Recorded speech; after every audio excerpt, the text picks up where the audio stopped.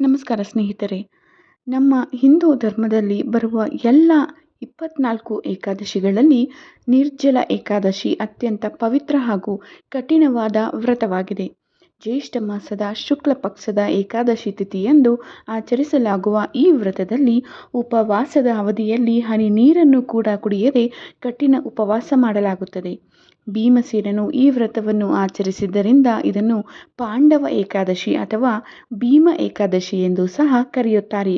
ಹಾಗಾದರೆ ಇದರ ಪೂರ್ತಿ ವಿವರ ಮತ್ತು ಕಥೆಯನ್ನು ಕೇಳೋಣ ಸ್ನೇಹಿತರೆ. ಈ ಏಕಾದಶಿಯು ಈ ದಿನದಂದು ಆಚರಿಸಲಾಗುವ ನೀರಿಲ್ಲದ ಉಪವಾಸದಿಂದ ತನ್ನ ಹೆಸರನ್ನು ಪಡೆದುಕೊಂಡಿದೆ. ಇದನ್ನು ಅತ್ಯಂತ ಕಠಿಣವೆಂದು ಪರಿಗಣಿಸಲಾಗುತ್ತದೆ ಮತ್ತು ಆದ್ದರಿಂದ ಎಲ್ಲ 24 ಏಕಾದಶಿಗಳಲ್ಲಿ ಅತ್ಯಂತ ಪವಿತ್ರವಾದದ್ದು. ಧಾರ್ಮಿಕವಾಗಿ ಆಚರಿಸಿದರೆ ಇದು ಅತ್ಯಂತ ಪ್ರತಿಫಲದಾಯಕ ಮತ್ತು ವರ್ಷದ ಎಲ್ಲ 24 ಏಕಾದಶಿಗಳ ಆಚರಣೆಯಿಂದ ಪಡೆದ ಪುಣ್ಯವನ್ನು ನೀಡುತ್ತದೆ ಎಂದು ಸಹ ಹೇಳಲಾಗಿದೆ. ಒಂದು ದಂತಕಥೆಯ ಪ್ರಕಾರ ನಿರ್ಜಲ ಏಕಾದಶಿಯನ್ನು ಪಾಂಡವ ಭೀಮ ಏಕಾದಶಿ ಅಥವಾ ಪಾಂಡವ ನಿರ್ಜಲ ಏಕಾದಶಿ ಎಂದು ಕರೆಯುತ್ತಾರೆ. ಈ ಹೆಸರು ಹಿಂದೂ ಮಹಾಕಾವ್ಯ ಮಹಾಭಾರತದ 5 ಪಾಂಡವ ಸಹೋದರರಲ್ಲಿ ಎರಡನೆಯವರಾದ ಭೀಮನಿಂದ ಬಂದಿದೆ. ಬ್ರಹ್ಮವೈವರ್ತ ಪುರಾಣವು ನಿರ್ಜಲ ಏಕಾದಶಿ ವ್ರತದ ಹಿಂದಿನ ಕಥೆಯನ್ನು ವಿವರಿಸುತ್ತದೆ. ಆಹಾರ ಪ್ರಿಯನಾದ ಭೀಮನು ಎಲ್ಲ ಏಕಾದಶಿ ಉಪವಾಸಗಳನ್ನು ಆಚರಿಸಲು ಬಯಸಿದನು, ಆದರೆ ಅವನ ಹಸಿವನ್ನು ನಿಯಂತ್ರಿಸಲು ಸಾಧ್ಯವೇ ಆಗಲಿಲ್ಲ. ಪರಿಹಾರಕ್ಕಾಗಿ ಅವನು ಮಹಾಭಾರತದ ಲೇಖಕರಾದ ಮತ್ತು ಪಾಂಡವರ ಅಜ್ಜ ವ್ಯಾಸ ಋಷಿಯನ್ನು ಸಂಪರ್ಕಿಸಿದನು. ವರ್ಷದಲ್ಲಿ 1 ಅಥವಾ 2 ದಿನಗಳನ್ನು ಸಂಪೂರ್ಣ ಉಪವಾಸವನ್ನು ಆಚರಿಸಬೇಕಾದಾಗ ನಿರ್ಜಲ ಏಕಾದಶಿಯನ್ನು ಆಚರಿಸಲು ಋಷಿಯು ಅವನಿಗೆ ಸಲಹೆ ನೀಡಿದನು. ಭೀಮನು ನಿರ್ಜಲ ಏಕಾದಶಿಯನ್ನು ಆಚರಿಸುವ ಮೂಲಕ ಎಲ್ಲ 24 ಏಕಾದಶಿಗಳ ಪುಣ್ಯವನ್ನು ಪಡೆದನು. ಆದರೆ ಹೇಗೆ ಎಂಬುದನ್ನು ತಿಳಿಯಬೇಕು. ಇತರ ಏಕಾದಶಿಗಳಲ್ಲಿ ಆಹಾರ ವರ್ಜನೆಯನ್ನು ಆಚರಿಸಿದರೆ ನಿರ್ಜಲ ಏಕಾದಶಿಯಂದು ನೀರನ್ನು ಸಹ ಸೇವಿಸದೆ ಸಂಪೂರ್ಣ ಉಪವಾಸವನ್ನು ಆಚರಿಸಲಾಗುತ್ತದೆ. ನಿರ್ಜಲ ಏಕಾದಶಿಯಂದು ಸೂರ್ಯೋದಯದಿಂದ ಮರುದಿನ ಸೂರ್ಯೋದಯದವರೆಗೆ 24 ಗಂಟೆಗಳ ಕಾಲ ಉಪವಾಸವನ್ನು ಆಚರಿಸುತ್ತಾರೆ. ಕೆಲವರು ಇದನ್ನು ಸೂರ್ಯೋದಯದಿಂದ ಸೂರ್ಯಾಸ್ತದವರೆಗೆ ಆಚರಿಸುತ್ತಾರೆ. ನಿರ್ಜಲ ಏಕಾದಶಿಯ ಹಿಂದಿನ ದಿನ ಭಕ್ತರು ಸಂಜೆ ಪ್ರಾರ್ಥನೆಯೆಂದು ಅಂದರೆ ಸಂಧ್ಯಾ ವಂದನೆಯನ್ನು ಮಾಡುತ್ತಾರೆ ಮತ್ತು ಅನ್ನವಿಲ್ಲದೆ ಒಂದು ಊಟವನ್ನು ಮಾತ್ರ ಸೇವಿಸುತ್ತಾರೆ, ಏಕೆಂದರೆ ಅನ್ನ ತಿನ್ನುವುದನ್ನು ನಿಷೇಧಿಸಲಾಗಿದೆ. ಆದಾಗ್ಯೂ ಆಚಮನ ಶುದ್ಧೀಕರಣ ಆಚರಣೆಯ ಭಾಗವಾಗಿ ಭಕ್ತರಿಗೆ ಒಂದು ಸಣ್ಣ ಹನಿ ನೀರನ್ನು ಸೇವಿಸಲು ಅನುಮತಿಯಿದೆ. ಅದಕ್ಕಿಂತ ಹೆಚ್ಚಿನ ನೀರು ಪ್ರತಿಜ್ಞೆಯನ್ನು ಮುರಿಯುವುದಕ್ಕೆ ಸಮ ಎಂದು ಹೇಳಲಾಗಿದೆ. ಇತರ ಏಕಾದಶಿಗಳಂತೆ ವಿಷ್ಣುವಿಗೆ ಪೂಜೆಯನ್ನು ಸಲ್ಲಿಸಲಾಗುತ್ತದೆ, ಏಕೆಂದರೆ ಅವರಿಗೆ ಏಕಾದಶಿಗಳು ಪವಿತ್ರವಾದವು. ಅವನ ಅನುಗ್ರಹವನ್ನು ಪಡೆಯಲು ವಿಷ್ಣುವಿನ ಪ್ರತಿಮೆ ಅಥವಾ ಸಾಲಿಗ್ರಾಮದ ಕಲ್ಲುಗಳನ್ನು ಮತ್ತು ಪಂಚಾಮೃತದಿಂದ ಸ್ನಾನ ಮಾಡಿಸಲಾಗುತ್ತದೆ. ಇದು 5 ಆಹಾರಗಳ ಮಿಶ್ರಣವಾಗಿದೆ: ಹಾಲು, ಮೊಸರು, ತುಪ್ಪ ಮತ್ತು ಜೇನುತುಪ್ಪ ಹಾಗೂ ಸಕ್ಕರೆ. ನಂತರ ಅದನ್ನು ನೀರಿನಿಂದ ತೊಳೆದು ನಂತರ ರಾಜಮನೆತನದ ಅಲಂಕಾರವನ್ನು ಧರಿಸಲಾಗುತ್ತದೆ. ಕೈ ಬೀಸಣಿಗೆಯನ್ನು ಸಹ ಅರ್ಪಿಸಬೇಕು. ಹೂವುಗಳು, ಧೂಪದ್ರವ್ಯ, ನೀರು ಮತ್ತು ಆರತಿಯು ಸಹ ಅರ್ಪಿಸಲಾಗುತ್ತದೆ. ಭಕ್ತರು ದೇವರ ಪ್ರತಿಮೆಯ ಮೇಲೆ ಧ್ಯಾನ ಮಾಡುತ್ತಾರೆ. ಸಂಜೆ ಅವರ ಕೈಯಲ್ಲಿ ದೂರ್ವಾ ಹುಲ್ಲಿನೊಂದಿಗೆ ವಿಷ್ಣುವನ್ನು ಪೂಜಿಸುತ್ತಾರೆ. ಭಕ್ತರು ಇಡೀ ರಾತ್ರಿ ಎಚ್ಚರವಾಗಿರುತ್ತಾರೆ ಮತ್ತು ವಿಷ್ಣುವಿನ ಸ್ತುತಿಗಳನ್ನು ಹಾಡುತ್ತಾರೆ ಅಥವಾ ಅವರ ಪ್ರತಿಮೆಯ ಮೇಲೆ ಧ್ಯಾನಿಸುತ್ತಾರೆ. ಏಕಾದಶಿಗಳ ಮತ್ತೊಂದು ವೈಶಿಷ್ಟ್ಯತೆ ಎಂದರೆ ಬ್ರಾಹ್ಮಣರಿಗೆ ಅಂದರೆ ಪುರೋಹಿತ ವರ್ಗಕ್ಕೆ ದಾನ ಮಾಡುವುದು. ನಿರ್ಜಲ ಏಕಾದಶಿಯಂದು ಬಟ್ಟೆಗಳು, ಆಹಾರ ಧಾನ್ಯಗಳು, ಛತ್ರಿಗಳು, ಬೀಸಣಿಗೆಗಳು, ನೀರಿನಿಂದ ತುಂಬಿದ ಹೂಜಿಗಳು, ಚಿನ್ನ ಇತ್ಯಾದಿಗಳನ್ನು ದಾನ ಮಾಡಲು ಸೂಚಿಸಲಾಗಿದೆ. ಮಾರ್ಕಂಡೇಯ ಪುರಾಣ ಮತ್ತು ವಿಷ್ಣು ಪುರಾಣದ ಪ್ರಕಾರ ಏಕಾದಶಿಯ ದಿನವು ಸ್ವತಃ ವಿಷ್ಣುವಿನ ಒಂದು ರೂಪವಾಗಿದೆ. ಈ ದಿನದಂದು ಆಚರಿಸಲಾಗುವ ವ್ರತವು ಎಲ್ಲ ಪಾಪಗಳನ್ನು ತೊಳೆಯುತ್ತದೆ ಎಂದು ಹೇಳಲಾಗಿದೆ. ನಿರ್ಜಲ ಏಕಾದಶಿಯು ವ್ರತವನ್ನು ಪೂರ್ಣಗೊಳಿಸುವವರು ವಿಷ್ಣುವಿನ ಅನುಗ್ರಹವನ್ನು ಪಡೆಯುತ್ತಾರೆ ಎಂದು ಉಲ್ಲೇಖಿಸಲಾಗಿದೆ. ಅವರು ಅವನಿಗೆ ಸಂತೋಷ, ಸಮೃದ್ಧಿ ಮತ್ತು ಪಾಪಗಳಿಗೆ ಕ್ಷಮೆಯನ್ನು ನೀಡುತ್ತಾನೆ. ಭಕ್ತನು ವರ್ಷದಲ್ಲಿ ಎಲ್ಲ 24 ಏಕಾದಶಿಗಳನ್ನು ಆಚರಿಸುವುದರಿಂದ ಪಡೆದ ಪುಣ್ಯವನ್ನು ಪಡೆಯುತ್ತಾನೆ ಎಂದು ವಿವರಿಸಲಾಗಿದೆ. ಇದು ಅತ್ಯಂತ ಜನಪ್ರಿಯವಾಗಿದ್ದರಿಂದ ಮತ್ತು ವೈಷ್ಣವರು ಸಹ ವಿಶೇಷವಾಗಿ ಕಟ್ಟುನಿಟ್ಟಾಗಿ ಆಚರಿಸುತ್ತಾರೆ.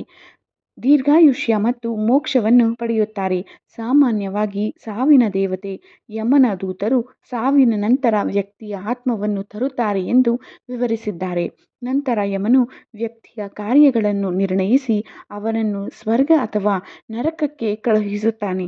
ಆದಾಗ್ಯೂ ನಿರ್ಜಲ ಏಕಾದಶಿ ಆಚರಣೆಗಳನ್ನು ಆಚರಿಸುವವರು ಯಮನ ತೀರ್ಪಿನಿಂದ ಕ್ಷಮಿಸಲ್ಪಡುತ್ತಾನೆ ಮತ್ತು ವಿಷ್ಣುವಿನ ದೂತರು ಮರಣದ ನಂತರ ವಿಷ್ಣುವಿನ ವಾಸಸ್ಥಾನವಾದ ವೈಕುಂಠಕ್ಕೆ ಕರೆದೊಯ್ಯುತ್ತಾನೆ ಎಂದು ನಂಬಲಾಗಿದೆ. 2026ರ ನಿರ್ಜಲ ಏಕಾದಶಿಯಂದು ಆ ಸರಳ ಕ್ರಿಯೆ ಎಲ್ಲವನ್ನೂ ಹೇಳುತ್ತದೆ. ಹೆಚ್ಚಿನ ಹಿಂದೂ ಉಪವಾಸಗಳಿಗಿಂತ ಭಿನ್ನವಾಗಿ ಈ ಉಪವಾಸವು ರಾಜಿಗೆ ಅವಕಾಶವನ್ನು ನೀಡುವುದಿಲ್ಲ. ಭಕ್ತರು ಸ್ವಯಂ ಪ್ರೇರಣೆಯಿಂದ ಇಡೀ ದಿನ ಆಹಾರವನ್ನು ಮಾತ್ರವಲ್ಲದೆ ನೀರನ್ನು ಸಹ ತ್ಯಜಿಸುತ್ತಾರೆ. ಇದು ವರ್ಷವಿಡೀ ಆಚರಿಸಲಾಗುವ ಎಲ್ಲ 24 ಏಕಾದಶಿಗಳಲ್ಲಿ ಅತ್ಯಂತ ಬೇಡಿಕೆಯಾಗಿರುತ್ತದೆ. ಆದಾಗ್ಯೂ ಇದರ ಕಟ್ಟುನಿಟ್ಟಿಗೆ ಸಮಾನವಾದ ಗಮನಾರ್ಹ ನಂಬಿಕೆಯೊಂದಿಗೆ ಹೊಂದಿಕೆಯಾಗುವುದಲ್ಲದೆ ಈ ಒಂದೇ ಉಪವಾಸವನ್ನು ಪ್ರಾಮಾಣಿಕವಾಗಿ ಆಚರಿಸುವ ಯಾರಾದರೂ ಎಲ್ಲ 24 ಏಕಾದಶಿಗಳ ವ್ರತಗಳ ಆಧ್ಯಾತ್ಮಿಕ ಅರ್ಹತೆಯನ್ನು ಗಳಿಸುತ್ತಾರೆ ಎಂದು ಹಿಂದೂ ಸಂಪ್ರದಾಯ ಹೇಳುತ್ತದೆ. ಪ್ರತಿ ತಿಂಗಳಿಗೆ 2 ಬಾರಿ ಉಪವಾಸ ಮಾಡಲು ಸಾಧ್ಯವಾಗದವರಿಗೆ ಆ ಪವಿತ್ರ ಶಿಸ್ತನ್ನು ಪೂರೈಸಲು ವರ್ಷಕ್ಕೊಮ್ಮೆಯಾದರೂ ದೊರೆಯುವ ಅವಕಾಶವೆಂದು ನೋಡಲಾಗುವುದು. 2026ರಲ್ಲಿ ನಿರ್ಜಲ ಏಕಾದಶಿಯು ಜೂನ್ 26ರ ಗುರುವಾರವು ಬರುತ್ತದೆ. ಏಕಾದಶಿ ತಿಥಿಯು ಜೂನ್ 24ರಂದು ರಾತ್ರಿ 8:09ಕ್ಕೆ ಪ್ರಾರಂಭವಾಗಿ ಜೂನ್ 25ರಂದು ರಾತ್ರಿ 9:14ಕ್ಕೆ ಕೊನೆಗೊಳ್ಳುತ್ತದೆ. ಆದರೂ ವ್ರತವನ್ನು ಏಕಾದಶಿ ಎಂದು ಸೂರ್ಯೋದಯದಿಂದ ಮರುದಿನ ಬೆಳಗ್ಗೆಯವರೆಗೆ ಆಚರಿಸಲಾಗುವುದು ಮತ್ತು ಮನದಟ್ಟಾಗುವುದು. ಭಾರತದಾದ್ಯಂತ ಅನೇಕ ಮನೆಗಳಲ್ಲಿ ಆಹಾರವಿಲ್ಲದೆ ಉಪವಾಸ ಮಾಡುವುದು ಪರಿಚಿತವೇ. ಜ್ಯೇಷ್ಠ ಮಾಸದ ಅಸಹನೀಯ ಶಾಖದ ಸಮಯದಲ್ಲಿ ಒಂದು ಗುಟುಕು ನೀರಿಲ್ಲದೆ ಇಡೀ ದಿನ ಕಳೆಯುವುದು ಸಂಪೂರ್ಣವಾಗಿ ಬೇರೆಯೇ ವಿಷಯ.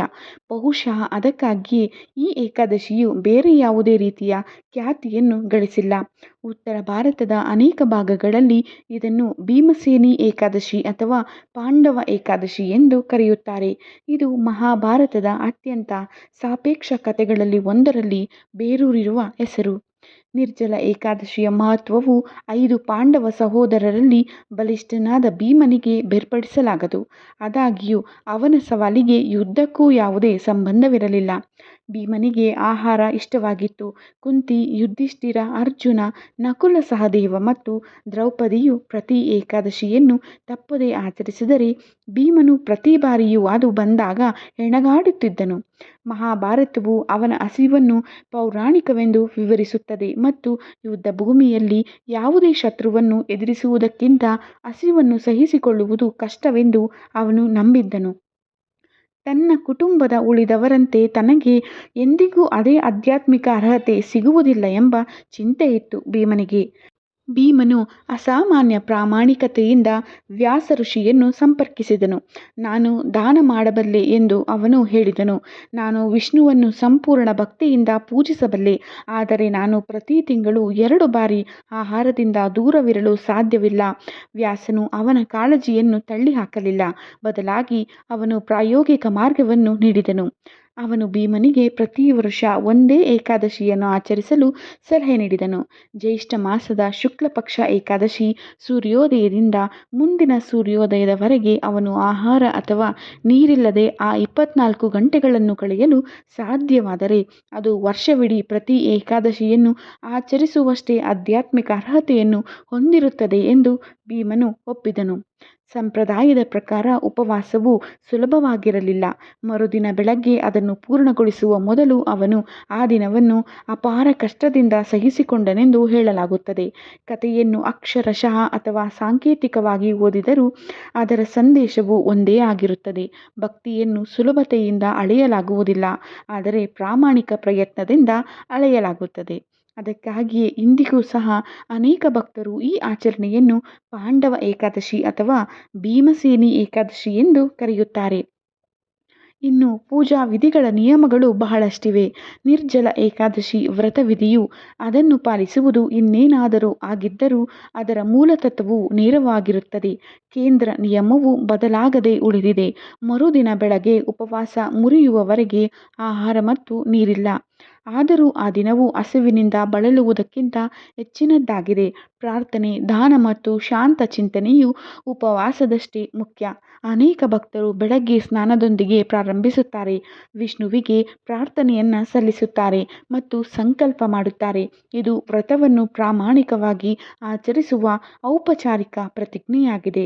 ದಿನದ ಉಳಿದ ಸಮಯವನ್ನು ಹೆಚ್ಚಾಗಿ ಪಠಣ, ಪವಿತ್ರ ಗ್ರಂಥಗಳನ್ನು ಓದುವುದು ಅಥವಾ ಭಕ್ತಿ ಸ್ತುತಿಗಳನ್ನು ಕೇಳುವುದರಲ್ಲಿ ಕಳೆಯಲಾಗುತ್ತದೆ. ನಿರ್ಜಲ ಏಕಾದಶಿ ಪೂಜಾ ವಿಧಿವಿಧಾನಗಳು ಸಹ ದಾನ ಧರ್ಮಕ್ಕೆ ವಿಶೇಷ ಒತ್ತನ್ನು ನೀಡುತ್ತವೆ. ಹಬ್ಬವು ಬೇಸಿಗೆಯ ಉತ್ತುಂಗದಲ್ಲಿ ಬರುವುದರಿಂದ ಸಾಂಪ್ರದಾಯಿಕ ದೇಣಿಗೆಗಳನ್ನು ಋತುವನ್ನು ಗಮನದಲ್ಲಿಟ್ಟುಕೊಂಡು ಆಯ್ಕೆ ಮಾಡಲಾಗಿದೆ. ಕಲ್ಪನೆ ಸರಳವಾಗಿದೆ. ಇನ್ನೊಬ್ಬ ವ್ಯಕ್ತಿಯ ದಿನವನ್ನು ಸುಗಮಗೊಳಿಸುವಂತಹದ್ದನ್ನು ಅರ್ಪಿಸಬೇಕು. ಕುಡಿಯುವ ನೀರಿನಿಂದ ತುಂಬಿದ ಮಣ್ಣಿನ ಮಡಿಕೆಗಳು ಅಥವಾ ಮಟ್ಕಾಗಳು ಕೂಡ ಕೊಡುಗೆಯಾಗಿ ಸೇರಿವೆ. ಕೈಯಿಂದ ನೇಯ್ದ ಬಿದಿರಿನ ಅಭಿಮಾನಿಗಳು ಅಂದರೆ ಪಂಖಗಳು ಕೂಡ ಕೊಡಬಹುದು. ಛತ್ರಿಗಳನ್ನು ಕೊಡಬಹುದು. ಮಾವು ಮತ್ತು ಕಲ್ಲಂಗಡಿಗಳಂತಹ ಋತುಮಾನದ ಹಣ್ಣುಗಳನ್ನು ಸಹ ನೀಡಬಹುದು. ಉಪವಾಸವು ಭಕ್ತಿಯ ಒಂದು ಅಭಿವ್ಯಕ್ತಿಯಾಗಿದ್ದರೆ, ನೀರು, ಆಹಾರ ಮತ್ತು ಶಾಖದಿಂದ ಮುಕ್ತಿ ಪಡೆಯುವುದು ಇನ್ನೊಂದು ಎಂಬುದನ್ನು ನೆನಪಿಸುತ್ತದೆ. ಈ ದಿನ ಏನು ಮಾಡಬೇಕು ಎಂಬುದನ್ನು ನೋಡುವುದಾದರೆ, ಈ ದಿನವು ಕೃಷ್ಣನಿಗೆ ಬಹಳ ವಿಶೇಷ ಮತ್ತು ಅತ್ಯಂತ ಪ್ರಿಯವಾದದ್ದು. ಅದಕ್ಕಾಗಿಯೇ ಈ ದಿನದಂದು ಭಕ್ತರು ನಮ್ಮನ್ನು ಕೃಷ್ಣನ ಹತ್ತಿರ ಕರೆದೊಯ್ಯಲು ಸಹಾಯ ಮಾಡುವ ಭಕ್ತಿ ಕಾರ್ಯಗಳನ್ನು ಮಾತ್ರ ಸ್ವೀಕರಿಸಬೇಕು. ಇನ್ನಷ್ಟು ಪವಿತ್ರ ನಾಮಗಳನ್ನು ಜಪಿಸುವುದು, ಧರ್ಮ ಗ್ರಂಥಗಳನ್ನು ಓದುವುದು, ಭಕ್ತರ ಸಂಗ ಮಾಡುವುದು, ದೇವಾಲಯಗಳಲ್ಲಿ ಆರತಿಗೆ ಹಾಜರಾಗುವುದು, ರಾತ್ರಿಯ ಜಾಗರಣೆ, ಇಡೀ ರಾತ್ರಿಯ ಕತೆ ಓದುವುದು, ಕ್ರಿಸ್ಟಿನ್ ಇಡೀ ರಾತ್ರಿಯವರೆಗೆ. ಹಾಗಾಗಿ ನಾವು ನಮ್ಮ ಇಡೀ ದಿನವನ್ನು ಕೃಷ್ಣಮಯವನ್ನಾಗಿ ಮಾಡಿಕೊಳ್ಳಬಹುದು. ಆದರೆ ನಾವು ಭಕ್ತಿರಹಿತ ಚಟುವಟಿಕೆಗಳನ್ನು ತಪ್ಪಿಸಬೇಕು ಮತ್ತು ಸಂಪೂರ್ಣವಾಗಿ ದೂರವಿರಬೇಕು. ಈ ದಿನ ನಾವು ದುರ್ಬಲರೆಂದು ಭಾವಿಸಬಹುದು ಮತ್ತು ನಾವು ಭಗವದ್ಗೀತೆಯ ಎಲ್ಲ ಪದ್ಯಗಳು, ಹಾಡುಗಳು ಅಥವಾ ನೀರಿಗೆ ಸಂಬಂಧಿಸಿದ ಕವಿತೆಗಳನ್ನು ನೆನಪಿಸಿಕೊಳ್ಳುತ್ತೇವೆ. ಆದರೆ ಭಕ್ತಿರಹಿತ ಕೃತಿಗಳನ್ನು ಬಿಟ್ಟ ನಂತರ ನಾವು ಕೃಷ್ಣ ಕಥೆಯನ್ನು ಮಾತ್ರ ಕೇಳಬೇಕು. ನಾವು ಕೃಷ್ಣನನ್ನು ಸ್ಮರಿಸಬೇಕು. ನಾವು ಎಷ್ಟು ಹೆಚ್ಚು ನಿದ್ರೆ ಮಾಡುತ್ತೇವೋ ಅಷ್ಟೇ ಹೆಚ್ಚಾಗಿ ಅದನ್ನು ತಪ್ಪಿಸಬಹುದು. ಮತ್ತು ನಾವು ನಿಷ್ಪ್ರಯೋಜಕ ಮಾತುಗಳನ್ನು ಸಹ ತಪ್ಪಿಸಬೇಕು. ನಾವು ನಮ್ಮನ್ನು ಮತ್ತು ಇತರರನ್ನು ಭಕ್ತಿಯಿಂದ ಪ್ರೇರೇಪಿಸಿಕೊಳ್ಳಬೇಕು. ನಮ್ಮ ಇಡೀ ದಿನವನ್ನು ನಾವು ಮಾಡಲು, ನಮ್ಮ ಕೆಲಸದಿಂದಲೇ ರಜೆ ತೆಗೆದುಕೊಳ್ಳಲು ಪ್ರಯತ್ನಿಸಬಹುದು. ಕೃಷ್ಣಮಯವೇ ಕೃಷ್ಣಮಯ. ಯಾರಾದರೂ ದುರ್ಬಲರಾಗಿದ್ದರೆ ಅವರು ಎಸಿಯಲ್ಲಿ ಉಳಿಯಲು ಸಾಧ್ಯವಾಗುವಂತೆ ನಾವು ನಿರಾತಂಕವಾಗಿ ಪವಿತ್ರ ನಾಮಗಳನ್ನು ಜಪಿಸಬೇಕು. ಮತ್ತು ನಾವು ಚರಣಾಮೃತವನ್ನು ತೆಗೆದುಕೊಳ್ಳಬೇಕಾದರೆ ಅಥವಾ ನಾವು ಆಕಾಮಾನವನ್ನು ಮಾಡಬೇಕಾದರೆ, ವ್ಯಾಸದೇವಜಿ ಹೇಳಿದಂತೆ ನಾವು ಸಾಸಿವೆ ಕಾಳಿಗೆ ಸಮಾನವಾಗಿ ನೀರನ್ನು ತೆಗೆದುಕೊಳ್ಳಬೇಕು, ಅದಕ್ಕಿಂತ ಹೆಚ್ಚಲ್ಲ. ಅನೇಕ ಸ್ಥಳಗಳಲ್ಲಿ ಸೂರ್ಯೋದಯ ಅಥವಾ ಮುಹೂರ್ತಕ್ಕೆ ಮೊದಲು ನಾವು 3:20 ಗಂಟೆಯವರೆಗೆ ನೀರು ಕುಡಿಯಬಹುದು ಎಂದು ಹೇಳಲಾಗುತ್ತದೆ. ಆದರೆ ಇದರ ನಂತರ ನಾವು ನಿರ್ಜಲ ಏಕಾದಶಿ ಉಪವಾಸವನ್ನು ಮುಂದುವರಿಸಬೇಕಾಗುವುದು. ಹೌದು, ನಾವು 24 ಏಕಾದಶಿಗಳನ್ನು ಪಾಲಿಸಬೇಕಾಗಬಹುದು. ಆದರೆ ಈ ದಿನ ನಾವು ಅದನ್ನು ನಿರ್ಜಲವಾಗಿ ಪಾಲಿಸಬೇಕಾಗುತ್ತದೆ. ನಿರ್ಜಲ ಎಂದರೆ ನೀರಿಲ್ಲದಿರುವುದು. ಆದ್ದರಿಂದ ಈ ದಿನ ನಾವು ಏನನ್ನು ತಿನ್ನಬಾರದು ಮತ್ತು ಕುಡಿಯಬಾರದು. ನಾವು ಕೆಲವೊಮ್ಮೆ ಒಂದು ವಿಷಯದ ಬಗ್ಗೆ ಗಮನಹರಿಸಬೇಕು. ನಿರ್ಜಲ ಉಪವಾಸವನ್ನು ಆಚರಿಸುವುದನ್ನು ನೋಡುತ್ತೇವೆ ಮತ್ತು ಯಾವುದೇ ಭಕ್ತರು ನಿರ್ಜಲ ಉಪವಾಸವನ್ನು ಮುರಿದರೆ ನಂತರ ನಾವು ಕೃಷ್ಣನಲ್ಲಿ ಪ್ರಾರ್ಥಿಸಿ, ಈ ಉಪವಾಸವನ್ನು ಪಾಲಿಸಲು ನನಗೆ ಶಕ್ತಿ ಕೊಡು ಎಂದು ಕೇಳಬೇಕು. ನಿರ್ಜಲ ಏಕಾದಶಿಯನ್ನು ಆಚರಿಸುವುದರಿಂದ ನಮ್ಮ ಅಹಂಕಾರ ಹೆಚ್ಚುತ್ತಿದ್ದರೆ ಮತ್ತು ಭಕ್ತರಲ್ಲಿ ನಾವು ದೋಷಗಳನ್ನು ಕಂಡುಕೊಳ್ಳುತ್ತಿದ್ದರೆ ನಮ್ಮ ಉಪವಾಸವನ್ನು ಪಾಲಿಸುವುದೇ ವ್ಯರ್ಥ. ಆದ್ದರಿಂದ ನಾವು ಈ ತಪ್ಪುಗಳಿಂದ ರಕ್ಷಿಸಲ್ಪಡಬೇಕು. ಇದು ಕರುಣೆಯ ದಿನ. ಈ ದಿನ ವೈಷ್ಣವ ಸೇವೆ ಮಾಡುವ ಮೂಲಕ ಮತ್ತು ಪವಿತ್ರ ನಾಮಗಳನ್ನು ಜಪಿಸುವ ಮೂಲಕ ನಾವು ಅನುಗ್ರಹವನ್ನು ಸಂಗ್ರಹಿಸಬೇಕು. ತಮ್ಮ ಮನೆಯಲ್ಲಿ ವಿಗ್ರಹವನ್ನು ಆಚರಿಸುವ ಭಕ್ತರು ವಿಗ್ರಹಕ್ಕೆ ಸ್ನಾನ ಮಾಡಿ ಅಲಂಕರಿಸಬೇಕು ಮತ್ತು ಅವರನ್ನು ಪೂಜಿಸಬೇಕು. ಮನೆಯಲ್ಲಿ ವಿಗ್ರಹವಿಲ್ಲದಿದ್ದರೆ ದೇವರ ಲ್ಯಾಮಿನೇಷನ್ ಮೇಲೆ ಪೂಜೆ ಮಾಡಿ ಕೃಷ್ಣಮಯವಾಗಿ ಪೂರ್ಣ ದಿನವನ್ನು ಮಾಡಬಹುದು. ಸ್ನೇಹಿತರೆ, ನಿರ್ಜಲ ಏಕಾದಶಿಯು ಎಲ್ಲ ಏಕಾದಶಿಗಳ ಫಲವನ್ನು ನೀಡುವ ಅತ್ಯಂತ ಪವಿತ್ರವಾದ ವ್ರತವೆಂದು ಶಾಸ್ತ್ರಗಳಲ್ಲಿ ಹೇಳಲಾಗಿದೆ. ಭಕ್ತಿ, ಶ್ರದ್ಧೆ ಮತ್ತು ನಿಯಮದಿಂದ ಈ ವ್ರತವನ್ನು ಆಚರಿಸಿದರೆ ಶ್ರೀಹರಿಯ ಕೃಪೆ ದೊರೆಯುತ್ತದೆ ಎಂಬ ನಂಬಿಕೆ. ಆದ್ದರಿಂದ ಈ ಪವಿತ್ರ ದಿನವನ್ನು ಸದುಪಯೋಗಪಡಿಸಿಕೊಂಡು ವಿಷ್ಣು ಭಗವಂತನನ್ನು ಆರಾಧಿಸಿ ಅವರ ಆಶೀರ್ವಾದವನ್ನು ಪಡೆಯೋಣ. ಈ ಮಾಹಿತಿಯ ವಿಡಿಯೋ ವ್ರತಕಥೆ ನಿಮಗೆ ಉಪಯುಕ್ತವಾಗಿದ್ದಲ್ಲಿ ವಿಡಿಯೋಗೆ ಒಂದು ಲೈಕ್ ಮಾಡಿ, ನಿಮ್ಮ ಸ್ನೇಹಿತರು ಮತ್ತು ಕುಟುಂಬದವರೊಂದಿಗೆ ಹಂಚಿಕೊಳ್ಳಿ. ಇಂತಹ ಧಾರ್ಮಿಕ ಹಾಗೂ ಆಧ್ಯಾತ್ಮಿಕ ಮಾಹಿತಿಗಳಿಗಾಗಿ ನಮ್ಮ ಚಾನೆಲನ್ನು ಸಬ್ಸ್ಕ್ರೈಬ್ ಮಾಡುವುದನ್ನು ಮರೆಯಬೇಡಿ. ಓಂ ನಮೋ ಭಗವತೆ ವಾಸುದೇವಾಯ. ಶ್ರೀ ಹರಿಯ ಕೃಪೆ ನಿಮ್ಮ ಮತ್ತು ನಿಮ್ಮ ಕುಟುಂಬದ ಮೇಲೆ ಸದಾ ಇರಲಿ. ಧನ್ಯವಾದಗಳು.